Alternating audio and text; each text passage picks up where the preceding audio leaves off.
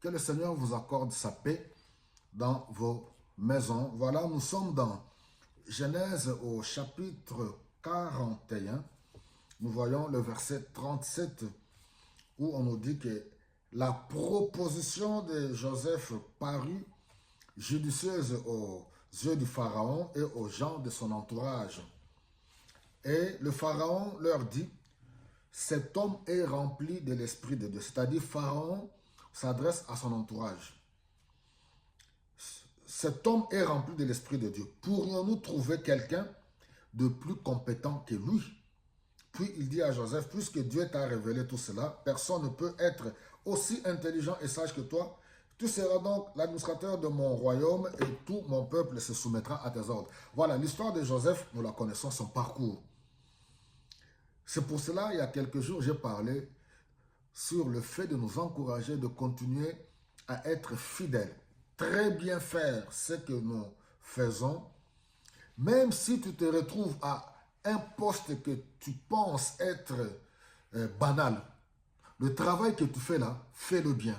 Sois honnête, sois correct, sois fidèle, sois sérieux, parce qu'il y aura un jour où tu t'y attendras pas. Dieu pourra te surprendre. Joseph voyait son parcours, rejeté par ses frères, voilà, en tant que serviteur dans la maison de Potiphar, accusé faussement, emprisonné, oublié. Et voilà, un jour, on a eu besoin de lui. Et quelqu'un a parlé, même la personne qui l'avait oublié, a parlé de lui. Pourquoi? C'était l'homme solution. C'était la personne providentielle. C'est elle, c'est-à-dire Joseph, la personne qui devait apporter. Il se peut qu'un jour, dans ta famille, dans ton environnement, tu pourras être la personne de solution pour répondre aux besoins. Alors, c'est ce qui m'intéresse ici pour nous encourager à continuer à nous perfectionner. Perfectionne-toi dans un, deux ou trois domaines, quatre domaines. Là où tu te sens capable. S'il faut aller te former, va. Surtout ici en Occident, je m'adresse beaucoup à nos jeunes, nos enfants. Vous avez l'opportunité vraiment de pouvoir accéder à beaucoup de choses.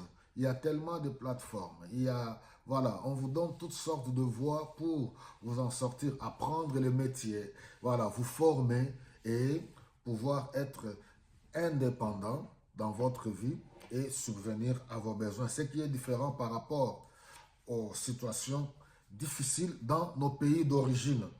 Vous voyez ici, Joseph a renvoyé par son intervention, il a apporté la solution. Il a révélé le rêve, le songe du pharaon et il en a donné l'explication.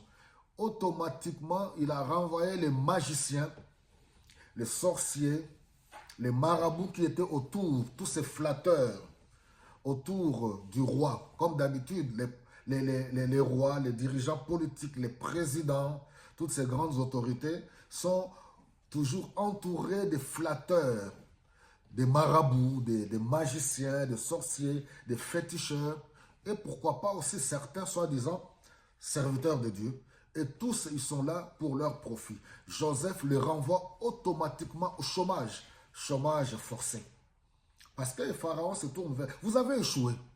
Trouverions-nous quelqu'un de si compétent que lui, de si intelligent, qui a l'esprit de Dieu? Vous voyez, donc, nous avons l'esprit de Dieu, mais il faudra cultiver, développer certaines compétences dans la vie pour être utile dans la société. Voilà, mes bien-aimés, j'aime beaucoup. Alors, quand je vois à vous, mes sœurs, mes chères sœurs, frères, mes chères sœurs africaines, mes sœurs à moi, ouais, on ne peut pas nier cela, nous sommes sur les réseaux sociaux. Je pense que Dieu vous a doté des compétences, des capacités. Chaque personne, chaque individu est capable d'entreprendre beaucoup de choses. Loin de moi de juger quiconque, mais c'est tout simplement pour nous exhorter. À part la danse, je pense que vous pouvez aussi avoir autre chose à présenter sur les réseaux sociaux. C'est un endroit extraordinaire où vous pouvez présenter beaucoup de choses pour édifier. Alors, si dans ta vie ce n'est que danser, bon, si c'est peut-être votre métier, je pourrais comprendre. Parce qu'il y a les métiers, ceux qui font la danse, et c'est tout à fait normal. sur les réseaux sociaux, ils viennent, ils nous présentent les danses et ainsi de suite pour former et puis pour des raisons, voilà, crédibles. Alors, quand je vois, je me permets, on ne peut pas le nier, quand je vois certaines femmes, matin, midi, soir, tu ne fais que danser. C'est vrai, c'est votre vie, c'est ta vie. Personne n'a le droit de vous juger. Mais je pense qu'en dehors de la danse, vous pouvez aussi présenter d'autres choses dans votre vie. Vous avez des talents, vous avez des capacités, vous avez des connaissances.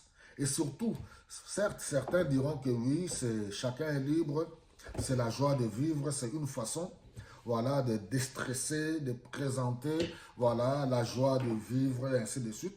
Vous n'avez pas tort, oui, vous n'avez pas tort ça, mais c'est juste un conseil à bien prendre pour celles qui aimeraient bien comprendre cela.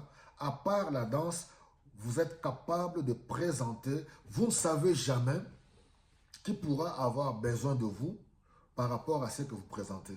Je vous ai parlé la fois passée, Joseph, David, Daniel, Shadrach, Meshach, Abednego, tous ces jeunes gens-là, Dieu a intervenu et toujours par le canal des hommes, des gens qui les connaissaient, qui les ont vus, quand il y a eu un besoin, ah oui, on connaît quelqu'un.